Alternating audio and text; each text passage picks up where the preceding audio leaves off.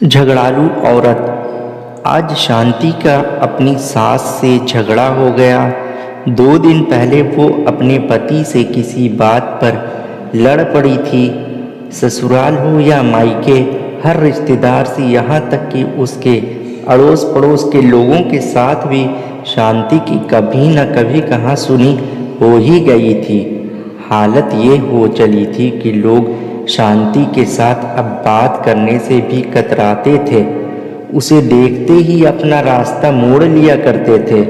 शांति अपने आप को अकेला महसूस करने लगी थी। वह चाहती थी कि इस परिस्थिति को किसी तरह सुधारा जाए।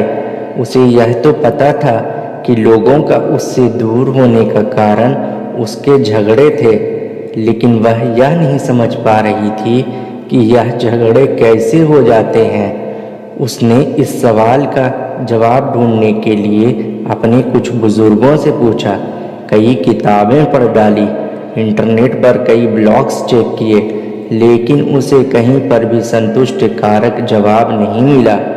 एक दिन शांति के दरवाजे पर एक फकीर भीख मांगने आया। शांति उसे देने के लिए आटा लेकर आई।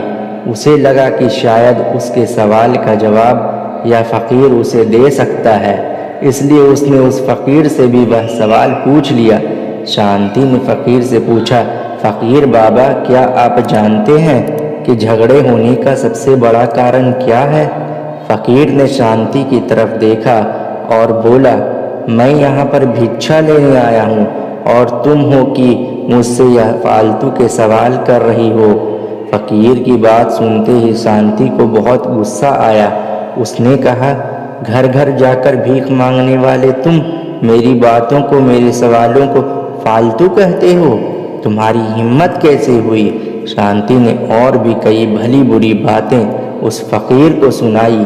शांति अभी गुस्से में बोल रही थी कि फकीर बीच में बोल पड़ा, झगड़ों के कई सारे कारण होते हैं, लेकिन ज़बान पर काबू ना होना यही झगड़ों का सबसे बड़ा कारण है।